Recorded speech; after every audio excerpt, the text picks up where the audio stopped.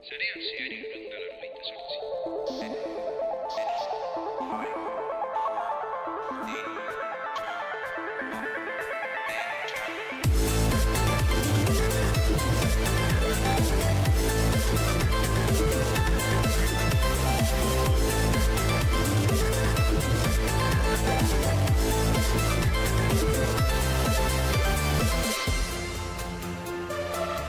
Gabonetako jaiak ja alde batera utzita eta baita izan ditugun arazotxo batzuk programa berriz martxan jartzeko oporren ostean, rutinara bueltatu gara, teknologiara bueltatu gara, betiko lez CES ekitaldiarekin urtarria heltzen denean dela, hori elektronikan eta teknologian gertatzen den ekitaldirik importanteena.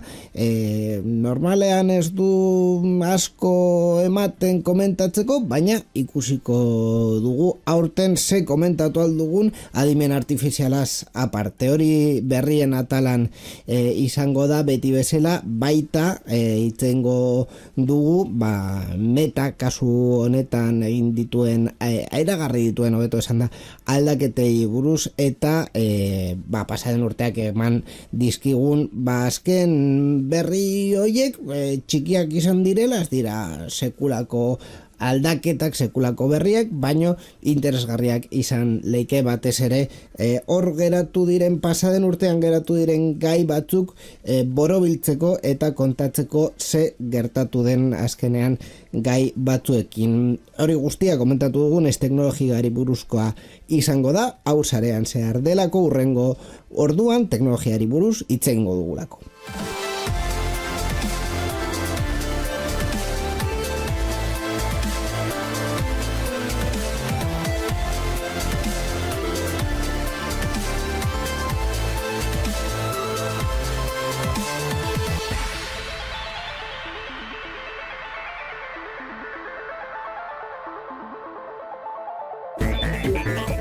Irratsaio hau Creative Commons aitortu ez komertziala partekatu berdin 4.0 nazioarteko lizentziarekin banatzen da. Horrek esan nahi du gure edukiak nahi beste partekatu ditzazkezula. Informazio gehiago nahi baduzu josareanzehar.eus webgunera.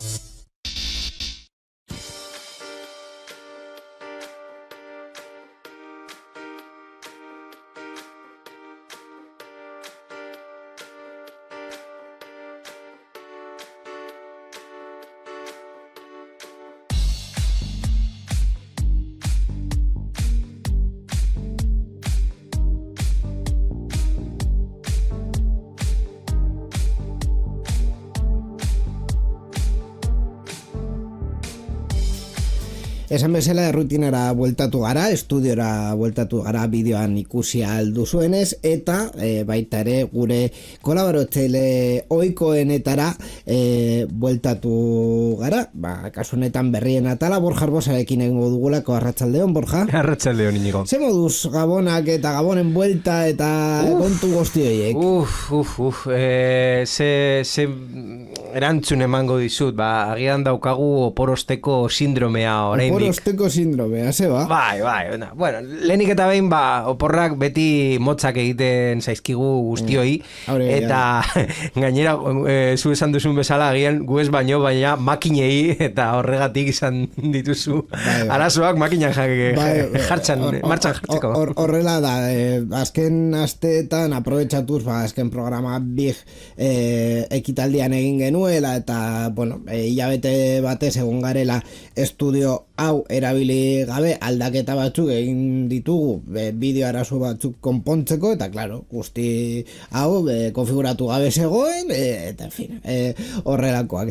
Baina, horretaz aparte, portatil berria ikusten dizut. Bai, olentzeroko porra kasu honetan oparia, eta gobernuari eskerrak eman behar diot. Espainiako gobernuak babestutako oparia. Eta baita ere Europar Batasuna, bai. Ze kit ondo. digitala dela eta oparitu didate ordenagailu berri bat, eta, bueno, eskerrak eman behar dugu, zeren ez dizute subentzio bat ematen egun guztietan, eta subentzio teknologikoa gainera, eta kasu honetan, eskerrik asko Europa eta Espainia. Zer moduz Windows 11arekin? Hori parte txarra da, baina, bueno, eske esan behar da, opari bat ematen dizutenean, kritikatzea txarto geratzen da, ez? A ver, bueno. Gazteleraz, saldi bat oparitzen dizutenean, ez diozu, nola da, hortzak begiratzen, bai. Bueno, Windows 11 dauka, baina eske lizentziarekin zer nahi duzu, Windows 10 bat ja ez dute ematen, ez da, berriak? Egia, baino sistema eragilerik gabeko ordenagailu bat erosial zenun. Ez uste dut, ez. Joder. Adaz, subentzio hau ematen dizute beraiek dauzkaten ordenagailuak. Zuk ezin duzu aukeratu ze ordenagailu nahi duzun eta nola nahi duzun. Hau da, ematen dizute el preparao. Ez da guztiz horrela, betebehar batzuk daude eta uste dut egia dela betebehar hoien artean sistema eragilea izatea daukatela jarrita, baina ez da Windows 11 izan behar. Eta gero aldatu dezakezu. Bueno, nire kabuz aldaketu dezaket hori guztiz egia da. Guiño, baina egia esan da, edo ni informazioa, daukadan informazioarekin, ez dut sorte gehiago izango Linux batekin zertifikatuen atalean Windows 11arekin baino. Baina Windows 10 jarri dezakezu? Windows 10 jarri dezaket? Bai. Egingo dut, esperantzari gabe geratzen banaiz, bai. Baina esperantzak oraindik dauzkat sistema honekin gauzak funtzionatuko dutenik. Azken momentuan. Bueno, a ver, izenpeko telefono zenbakia behar duzu? Ez. Hori ja aurkitzen dut Google. Google funtzionatzen du momentuz. Google ondo. Bai. Internet ondo. Ziurtagiri digitalak ez, baina Google ondo. Ondo doa. Orduan telefono aurkitu dezaket, eta ja telefonoaren beste alboan norbait hartzen badit telefonoa, eta ja erantzuna ematen badidate, hori ja beste abentura bat izango da. Baina, bueno, ohitutan hau abenturak izatea, eta Gabon honetan gainera 2 urteko alaba batekin, nire abenturak izan ditut umetako Gabonetako parkean. Lehenengo aldia. Teknologikoren bat izan duzu? Ez. Izan da beste umeekin partekatzea espazio hori, eta saiatzea hien artean talka egiten. Hori da, beken egotea euskal batetik kanpo. Begira, egia. Ni ez naiz inoiz egon Gabonetako parkean, ez hemen ez Gasteizen, así que ni puta idea. Ez dakit zeden esperientzia hori. Ze gehiago, hasi baino lehen. Bueno, opariak, zuri oparitu dizute zerbait teknologiko komentatu dezakeguna, ez mugikor berria, ez ordenagailu berria, ez... Autopariren bat egonda, autopariren bat... Berdin du norko paritzen du, zuzeu basara. Nire etxean, puntu batzuetan, leku batzuetan geratu gara sareko kablerik gabe, hau da, ordenagailu bat joan behar zen lekuan, orain 2 jarri nahi ditugu, eta gainera jarri nahi ditugu 2 aldi berean kable batez, orduan switch batzuk erosi behar izan ditugu, eta ja de paso bideo bat egin dut erakusten switch horiek nola funtzionatzen duten, eta hori bideoan dago, ikusi dezakezue Euskal Digitaleko YouTubeko kanalean, eta beste zer egia esan da, gutxi egon da aurten oparien arloan. Bueno, konformatuko gara gurekin, beraz, gure oparirik politena izango da hemen berriro ere egotea urte bat gehiago komenta komentatuz teknologia. Bai, urte bat gehiagoz hitz egiten, bueno, lehen komentatu dut, CES izaten dela normalean lehenengo ekitaldia teknologiaren arloan urtero, batez ere urtearen lehenengo astean, bueno, normalean bigarrenean, hau da, berrea pasata edo data horietan ospatzen da, eta, en fin, hainbat eta hainbat artikulo, bideo eta bar egon dira CESari buruz, adimen artifiziala ez daukan zerbait topatzeko ezinezkoa, osea, baina guztia, telebistak, dena darama adimen artifiziala, baino horretaz aparte, benetan niretzat ikusgarria izan den zerbait kontatu beharko genuke, Nvidia bere txartel grafiko berriak aurkeztu dituela, 50. seria, izango direla 5.000 eta bar serieko grafikak, momentuz aurkeztu duten nagusiena izan da 5.000 eta 80 dela, $2.000 grafika bat. En fin. Eta ez dute adimen artifiziala aipatzen? Aipatzen dute adimen artifiziala batez ere bi gauzetaz, alde batetik DLSS laua argitaratu dutelako dela adimen artifiziala egindako sistema bat segunduro erakusten diren frameak, kuadroak handitzeko. Bai, gogoratzen dut Gaizka zerbait komentatu zuela bere programan edo etorri zen momentu batean, ez gogoratzen hobeto.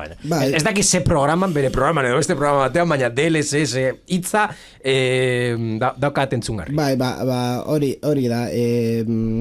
Hobetzea rendimendu grafiko hori kakotxen artean inventatzen existitzen ez diren irudiak, jokuak ematen duen irudi bat eta beste irudi baten artean. Orduan, eta baita ere aurkeztu dute Project Digits deitzen den ordenagailu bat $3.000 balioko duela, eta adimen artifizialaren garatzaile eta saleentzat diseinatuta dagoela, batez ere ordenagailu hau adimen artifizialak exekutatzeko ordenagailuan bertan servidoririk gabe, basikoki. Orduan, adimen artifiziala baino egia da hardware tangiblean eta hobekuntza eman alduen hardware aldaketa hoietan niretzat Nvidia. Eredua jartzea. Zer eskatu dezakezu azkenean adimen artifizialare, aparte bere lana ez daki zein, baina zuk eskatu nahi diosuna, ondo egitea, jende agian askok eta ez daki zenbat keskatuta dago pribautasunaren arloan, eta horregatik jartzen dizute adimen artifizial honekin ez dago bere zerbitzarietan konektatuta, eta horregatik bere prozesu guztiak egiten dituela zure hardware batekin, orduan ez duzu zure datuak partekatuko inorekin, vale. Eta besterik, beste zenbat aplikazioekin konektatuta dago, eta funtzionalitatea oso handia izango duzuk egunero erabiltzen dituzun tresnekin, adibidez. Beitu, ni gogoratzen dut aste honetan irakurri dudala, ez dakit ze momentuetan egingo duten, baina oso ondo iruditu zaidana, Google Home hardware sistema esango dut zen uste dut Amazonena egiten zuela, Matter dispositiboekin konektatu ahal izango dela Wi-Fi erabili gabe. Begira. Orduan, lehenik eta behin, ez duzu zure wifi sarea blokeatuko hainbeste aparatuak konektatuta, zeren eta zuzenean konektatu ahal izango dira zure home aparatura. Zure txeko domotika beste... Hori da, internet edo wifiren gabe geratzen zarenean ez da afektatuko, hori da bigarren zatia, eta hirugarren zatia imaginatzen dut nik zure eskaerak edo eskaintzak azkarrago egingo direla. Prozesatuko direla. Esaten duzun ez direla segundu asko pasatzen, normalean bat eta ja, baina bueno. Baina dena den, niretzat, begira, aldaketei buruz hitz egiten... Amazon Bluetoothen bidez egiten zuen, ez? Gogoratzen du, gozkoragailua zeukatela Bluetoothen bidez konektatzeko aukera orduan ez zuten wifi erabiltzen, ez dakiz. Izan leike. Dena den, niretzat, azken jartu gogoratzen zein urtetan jarri nuen etxean Home Assistant, niretzat aldaketan nagusiena izan da azken urteetan Home Assistant nire etxean jartzea, azkenean ez duelako mantentze lan handirik ematen eta abantaia sekulakoa da, osea, azkenean da nire kasuan Zigbee aukeratu nuenez, Zigbee daukan edozein gailu, baina eske Ikeako domotika tresnak Zigbee daukate. Zigbee aukeratuta nahiko... Orain ez da Matter, erabiltzen duten guztiok? Matter baita, baina Matter azkenean da teknologia guztiak bateratu nahi dituen nahi duen estandar bat. Matter barruan izan aldituzu Zigbee dauzkan gailuak arazoa gabe. Orduan, hori, edozein markako edozein gailu aukeratzea, sinkronizatzea Home Assistantekin eta automatikoki funtzionatzen du beste gailu bat bezala interfaz berdinarekin eta ezaugarri berdinekin eta ez dut ezer gehiago egin behar, niretzat izan da sekulako aldaketa. Egia da, azken hilabetean pizkat lan gehiago eman didala nire Raspberry Pi pizkat motz geratu dela RAM arloan eta beste Raspberry Pi batean jarri behar izan dut Home Assistant 4 giga dauzkana RAM pizkat gehiago, no pizkat lau aldi gehiago baina bai, pizkat gehiago eta horrekin ja beste 2 urtetarako badaukat eta ziurrenik urrengo hilabetetan erosiko dut adibidez Ikeako ate zentsoreak jakiteko ate edo leio bat irekita edo itxita dagoen badakidarako Home Assistantekin funtzionatuko duen eta ez dut Ikeako hub hori erosi behar, osea, arlo horretan niretzat izan da aldaketarik garrantzituena eta adimen artifizialari gabe. Hala ere, eskuak burura eramaten ditugu adimen artifizialari buruz gero eta gehiago eta gero eta berriro hitz egiten dutenean, baina egia esan da gaur egun saltzeko lehenengo hitza da eta azkenean zer da CES, Consumer Electronic Show, hau da markak juten dira hor saltzera. Ja, baina nori saltzera? Kontsumitzaileari? Ez.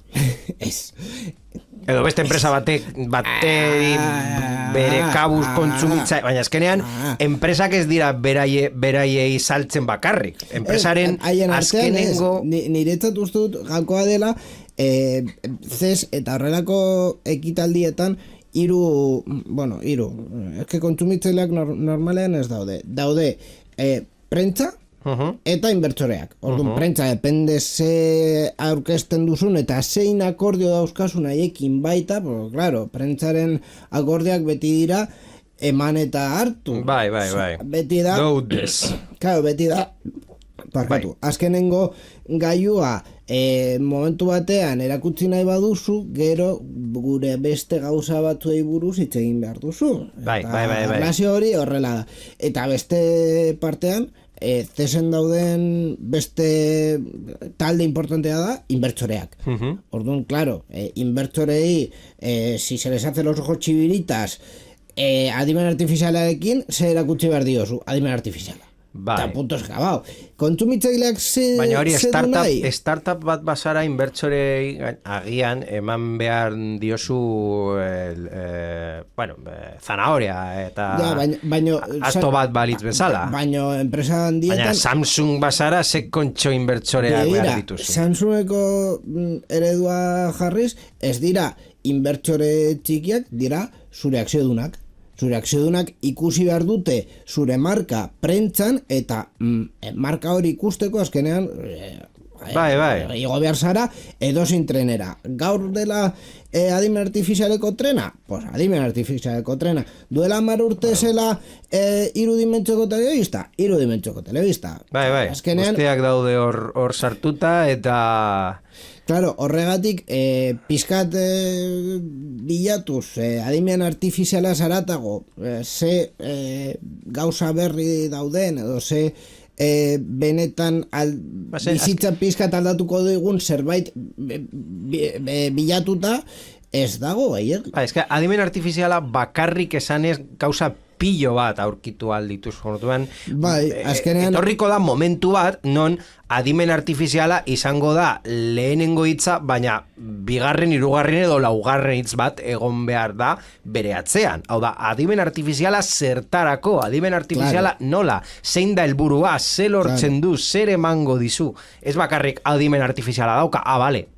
Ja, etorriko da momentu batean, ja, por supuesto, emango dugu adimen artifiziala erabiltzen duela. Hau da, ez duzu hori esan behar, jadanik badakigu, baina zer egiten du besteak egiten ez dutena.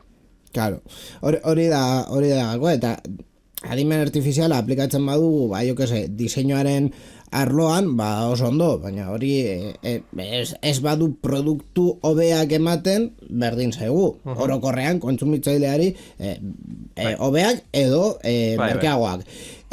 Kontsumitzaileari berdin zaio adimen artifiziala aplikatu duzun edo ez. Orduan,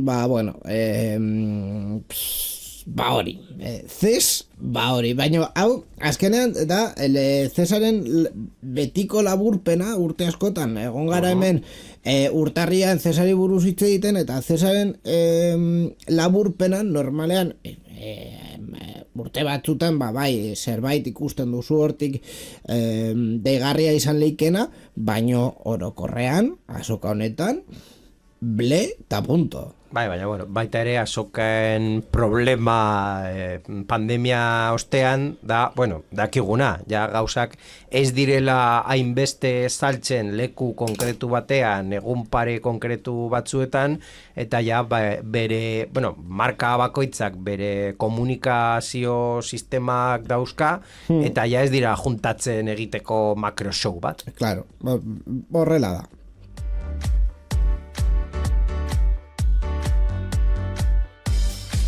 Begira, komunikazioari buruz hitz egiten, bere kabuz beti doan enpresa bat, eta, azkenean bere ritmoak oso ondo markatzen dituena, meta da, bere gauzak aurkezteko, eta kasu honetan, azken astean, azken egunetan, iragarri dute datuak egiaztatzeko erabiltzen duten sistema bertan beheran utziko dutela. Hau da, orain arte, erabiltzen zituzten verifikadore profesionalak, gainera Espainian zerbait horri buruz hitz egin dugu, Espainian zegoelako horrelako deitu verifikazio moderazio taldea. Moderazio, bai. Horrelakoren bat Espainian zegoen eta arazoak izan dute haien lan ezaugarriekin edo baldintzekin hobeto esan da. Orduan, metak esan du, modelo hori ez duela oso ondo funtzionatzen, begia da verifikazio entitate batzuekin lan egiten dutela, baina ez dutela emaitz onak ikusten. Orduan, Mark Zuckerberg esan du, hau ja ez dutela erabiliko, eta beste modelo batera aldatuko direla dela komunitatearen oharrak. Bai, edo ingelesez community notes izeneaz ezagutzen denak, jadanik ja ezagutzen dugunak Twitterren. Hori da, Twitterren ja erabiltzen direnak, eta bai, oharrak jartzen dituela hor edukiaren behan, testu inguru gehiago emateko, edo zuzenean esateko publikazio horretan agertzen dena, ez dela zuzena. Baita ere, zuk esan duzu, hasiko direla egiten, baina ez direla, ez dute egingo mundu osoan, hasiko dira bakarrik Amerikako estatu batuetan egiten, eta gero ja, ikusiko dugu. A ber, nola doan, ez? ez dakit bueno, badakit ze pentsatu, baina eske alde batetik hemen kontu legal bat izan leike, hau da, eta ziurrenik horregatik egiten dute estatu batuetan lehenengo, hau da, zure sare sozialan dauzen edukien ardura zure erabiltzailei pasatzen diozu. Bai. Parte batean... Ardura beti zegoen, zen azkenean nor argitaratzen du hor. Claro, parte batean egia da horrela dela, baina beste partetik poliziaren lana, azkenean uste dut Europako legenpean sare sozialari tokatzen zaiola poliziaren lanak akotzen artean egitea eta eduki batzuk moderatzea eta hor, pasatzen diozu baita zure erabiltzailei. Gainera, hau ez da txuri edo beltza. Twitterren moderazioa jarraitzen du. Oso gutxi eta oso limitatua. Murriztu dute, bai. Oso murriztuta. Jende asko kareatu zutelako, baina hor jarraitzen du. Orduan, hori alde... legalean, eta gero ze emaitza emango duen hau Bueno, alde legalean zuk esan duzun bezala da poko jendea Amerikako estatu batuetan gertatzen den bezala jende bakoitzari pistola bat emon eta kendu polizia eta esan, maltzur batek agertzen bada, etorriko dira beste biztanle guztiak pistola batek eta tiro bat emango diote. Bai, eta zuhiltzaile bolondresak izatea. Bueno, sin problema. Baita ere. Sin problema. Gauza da zuk esan desun bezala Amerikako estatu batuetan, frogatuko dute zen azkenean Twitter jadanik egiten du eta, con erotiko resultado. Eta Europan galdera badakigu nola funtzionatzen duen Europar batasuna hildo honetan eta gainera pare bat urte daramatzagula lege batekin dela merkatu digitaleko legea. Eta ez bakarrik hori, beste hainbeste lege, datuen pribautasuna eta besteriko arazoak eman dizkioela ez bakarrik metari, beste hainbeste enpresa teknologiko handiei ere.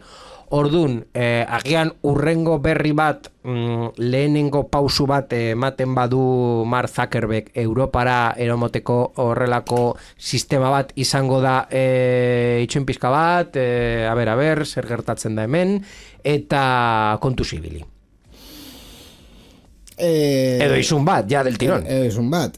Eta eske, gainera, pizkat ataskatuta dago berri honetan, azkenean analizia eginda esaten duten gauza batzuk ez direla zehatz, ez direla zuzenean esan da, ez direla egia. Esaten du Mark Zuckerberg, topatzen dudan konkretuki, egoera politiko eta sozial aldakorrari eta adierazpen askatasuna lortzeko nahiari egotzi dizkie Zuckerberg aldaketa hauek, baina barkaidazue adierazpen askatasuna, adierazpen askatasunan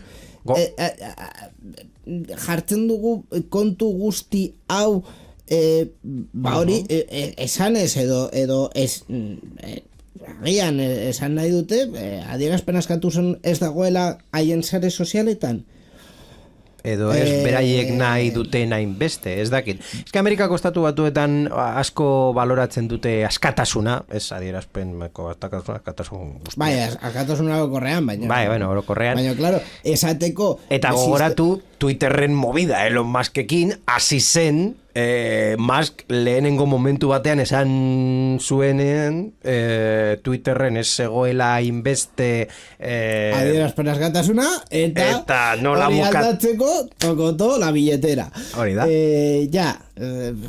Orduan, adierazpen askatasuna nahi, hor daukazu, tori tartu.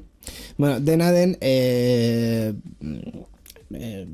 pizkat ere perspektiba emateko suposatzen da hau egingo dutela hori kontu ez oso konfliktiboekin, drogekin, terrorismoarekin eta aurren esplotazioarekin lotutako edukia haiek zuzenean kudeatzen jarraituko dutela.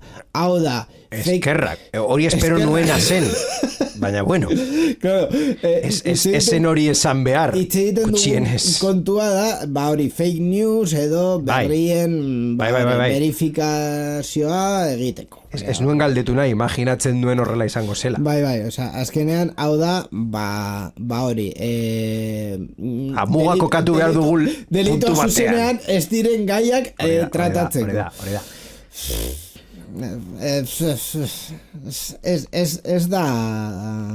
Ez dakit.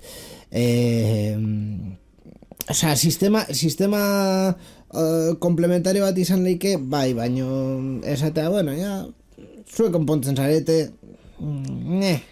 ez dut badakizu baita ere espresio askatasuna egiterakoan muga ez dagoela beti leku finko batean, bakoitza jartzen duen lekuan, eta horregatik ezin duzu, beste delituekin gian bai, oso erraza edo errazagoa da ikusten nola pertsona batek hiltzen duen beste pertsona batek. Beti jarri dezakegu zuk esaten duzu bezala perspektiba, baina eske hitz egiterakoan eta eztabaida bat egiterakoan edo zu iritzia ematerakoan hainbeste perspektiba jarri alduzu, hainbeste pertsonak, zenbat pertsona dauden munduan, Claro, eta gainera, begira, duela gutxi egon nintzen, batzutan egiten dudan birpasoa egiten da, eta askotan egiten dut Tom Scott YouTubeko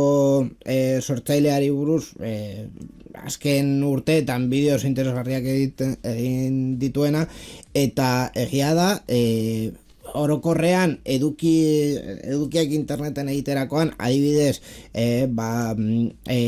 jokuarekin erlazioa daukan sponsor bat sartzeko zure edukian, edo horrelakoak egiterakoan, moraltasunaren lerroa guztiok jartzen dugu, justu egiten ditugun gauzetan. Hau da, guztiok justifikatzen dugu guk egiten duguna, morala eta bueno, onuragarria dela pentsatuz. Orduan, claro. Iaia inor ez du bere burua ikusten maltzurra bezala. Claro. Orduan, pues, en fin. Ikusiko dugu haber zelan doan sistema hau, baino nahiko berri arraroa ekarri digu Zuckerberg jauna, hori da.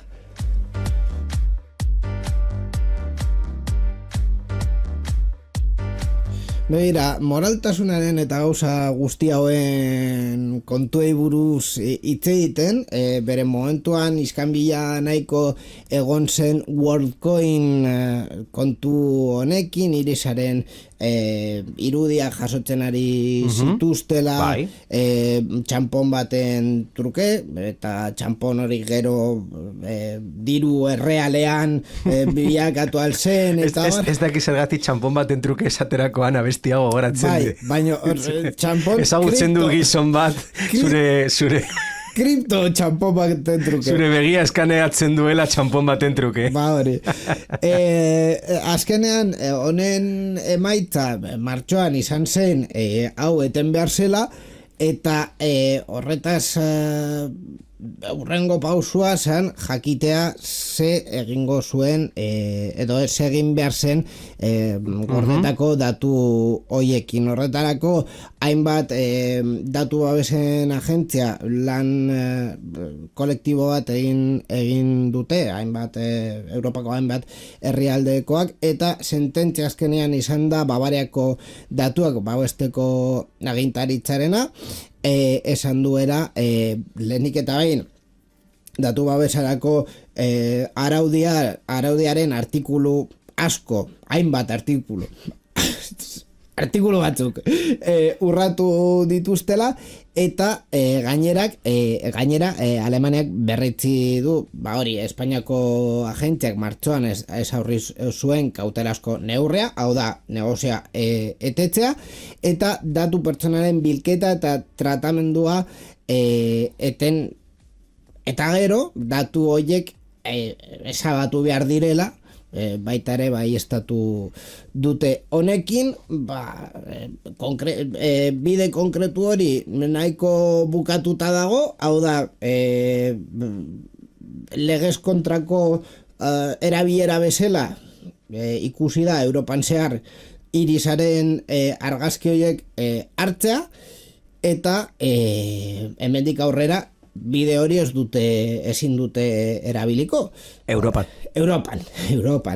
hori egia da. Zeren egiten zuten munduan zehar, horregatik deitzen zen Wallcoin.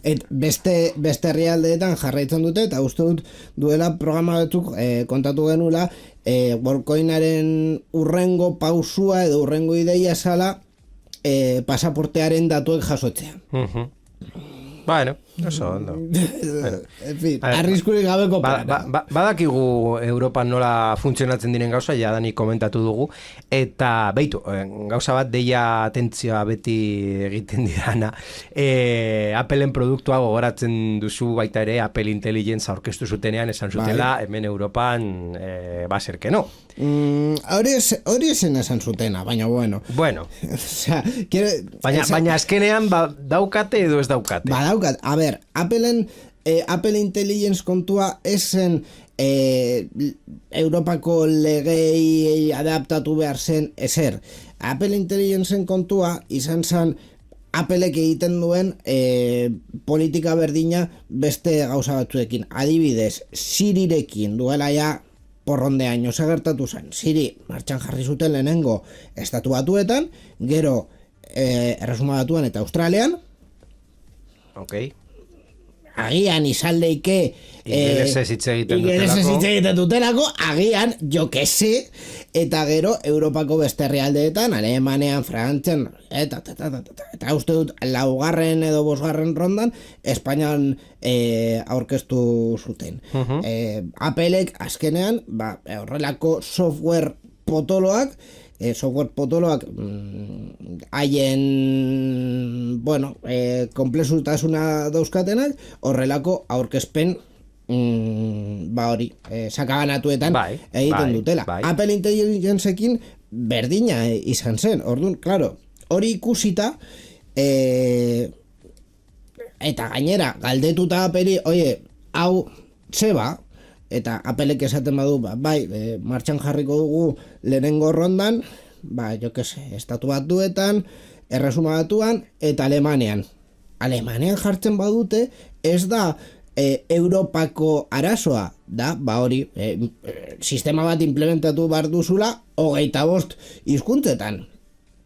Osea, hori izan zen, gezurra, baino gezurragoa. Eta komunikabide askotan, argitaratu zen horrela, eta gezurra izan zen, baino sekulako gezurra. Baina bueno... Eta dendetan salmenta gisa ikusten duzun frasea da Apple Intelligence Ready? Apple Intelligence Ready? Bai, ni hori ikusi dut idenda batean. Idenda Gasteizkoa. Ez dakit Gasteizkoa edo Bilbokoa, ez dakit. Bueno, Appleko denda batean? Appleko denda batean, Apple Intelligence... ezaugarrien artean, gaiuaren ezaugarrien artean jartzea Apple Intelligence Ready. Bai. Prest dagoela Apple Intelligence izateko. Baina ez dauka. Ez dakit. Ez da pizka bat marketing fraudulentu? Zera, azkenean... Nire iritziz ez, hau da... lehenengo jarri behar nahi... Janaria, baina ez zuretzat.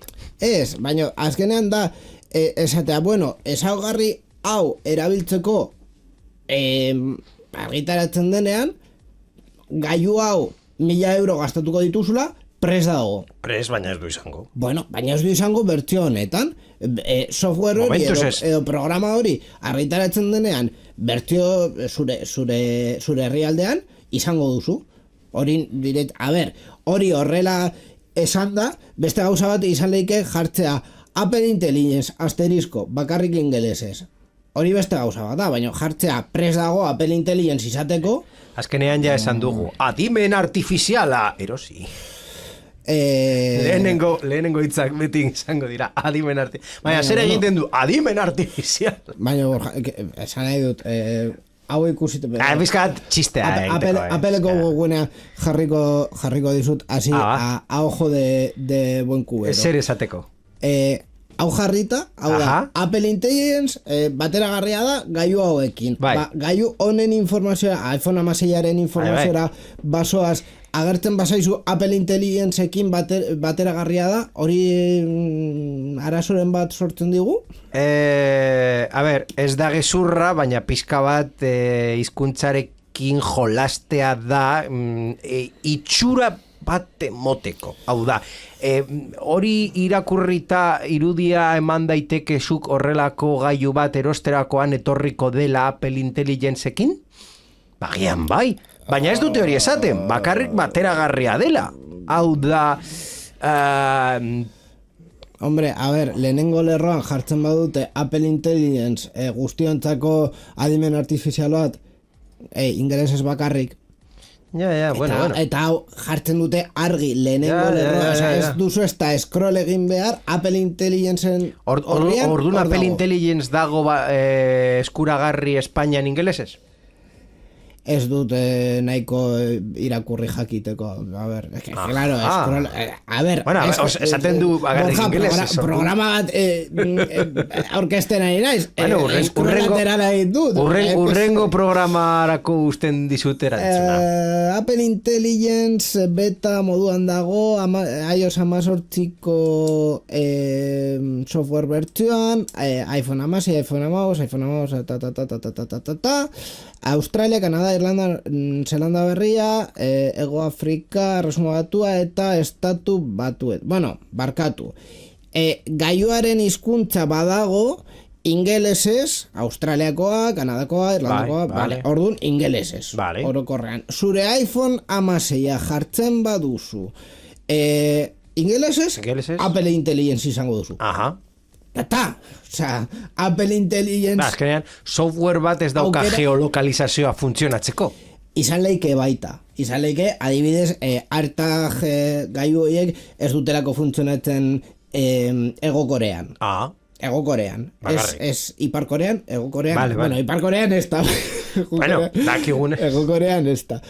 Premautasun mobidak dira eta AirTag bat eltzen dene. Bueno, AirTag berak emisua egiten du, baina Ego Korean dauzen iPhoneak ezin dute Find My sare hori erabile. Orduan, zu jartzen baduzu zure Espainiako iPhonea ingelesez, Apple Intelligence izango duzu. Orduan, hori publizitate oso egokia bezala no te compro el argumento. Barkai dazu, baina no te compro el argumento. Bueno. Pizkat borobiltzeko prest geneukan beste gai batzuk interesgarri duritzen zait, adibidez aipatzea Iris B sistema Europar Batzordeak martxan jarri nahi duen, hor daude que si no palante pa atrás, eta azkenean kontua da Starlinken kontrako Starlink sistemari kompetentzia egitea. Honetarako 280 satelite bota nahi dituzte espazioera, eta egingo dute konsortzio batekin, patxorgo batekin deitzen dela Space Rise. Patxorgo honetan, ez ezagunak daude Astra, Eutelsat, Hispasat, Teisalenia Space, Airbus Defense eta Deutsche Telekom. En fin, hori, nahiko enpresa potente, Europako enpresarik potenteenak arlo honetan sartu dira, hori, noizbait martxan jarriko den sare honetan. Helburua da Europaren subiranotasuna, konektibitate segurua eta independentzia teknologikoa lortzea estatu batuen aurrean. Baino... Oso hitz politak, subiranotasuna eta independentzia teknologika. Baino beste kontu batzuekin bezala, azkenean Europan lehenengoak izatea ez da gure ezaugarria.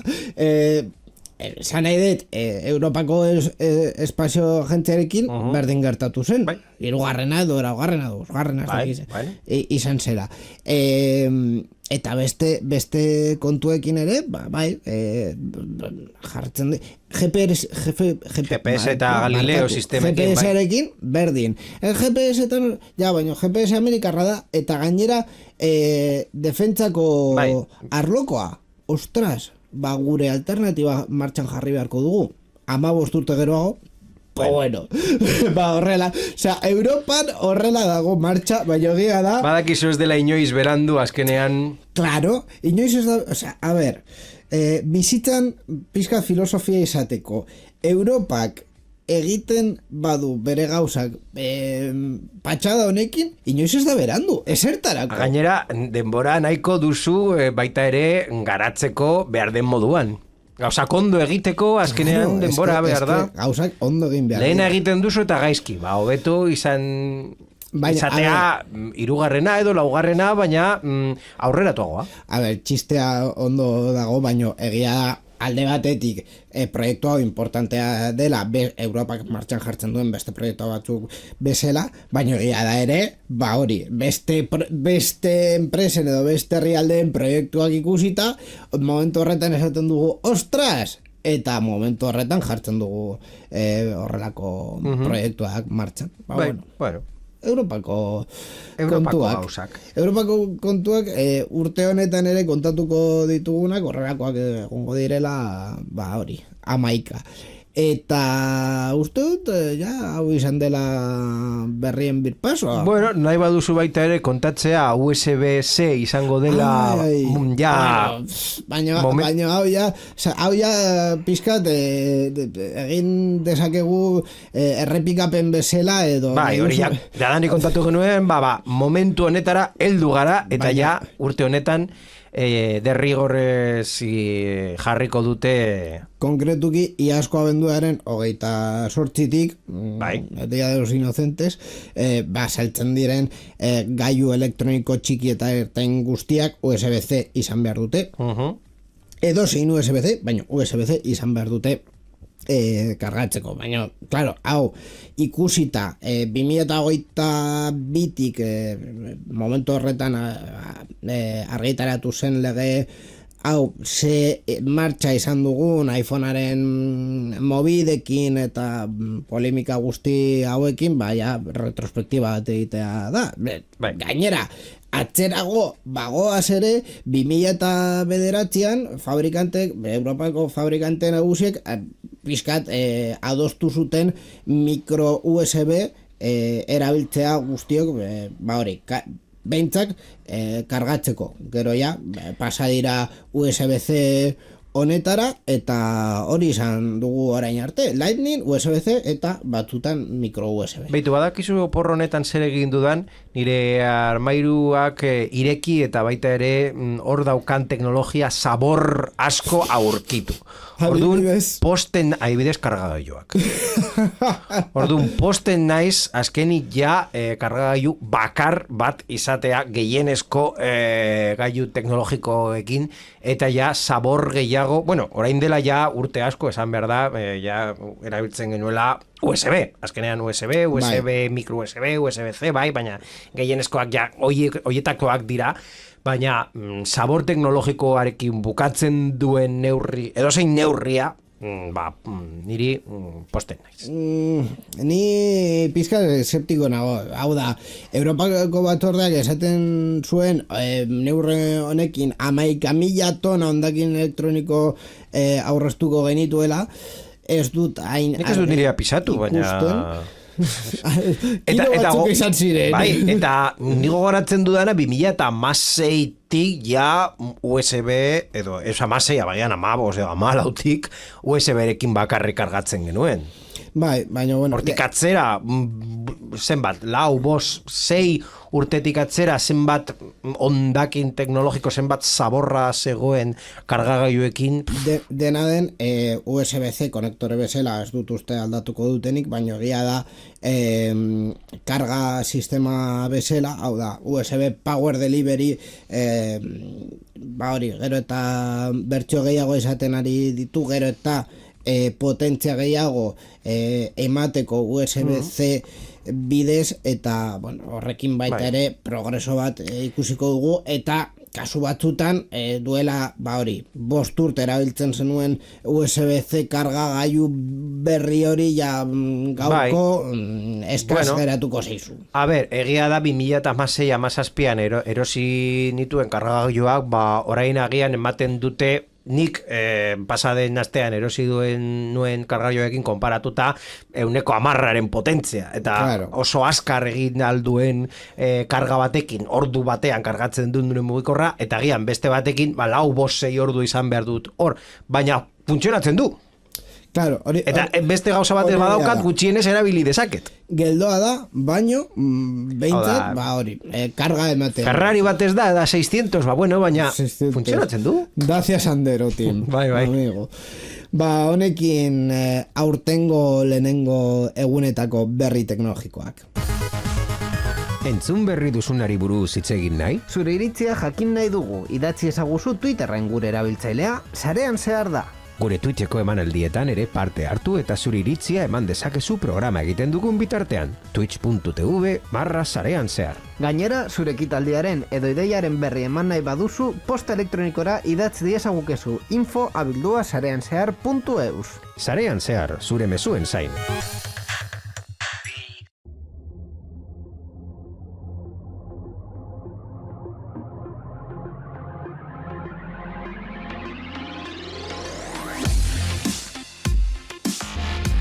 Nahin esan bezala Sarean Zearen lehenengo edizioa aurten, 2025an, beti bezala teknologiari buruz hitz egiten, eta denboraldi honetan ohiko denez ez dakit nola daramazuen kontua, baino nahiko parekatu zaudete Gaizka eta biok, Borja, oseak urrengoan, aber nork datorren. Zu etorriko zara, Gaizka etorriko da, ez dakigu.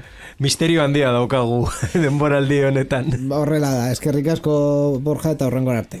Eskerrik asko entzule guztioi, urte berri hon eta urrengo programan arte. Eta eskerrik asko baita ere berguzpen teknikoan dagoen gure kideari Mikel Carmonari, baita erretietan dauden teknikari eta ekoizpen taldei programanen emisioa posible egiteagatik. Urrengoa, bi aste barru, beti bezala teknologia gehiagorekin ematen dugun ordu honetan Sarean Zearen. Urrengora arte, agur!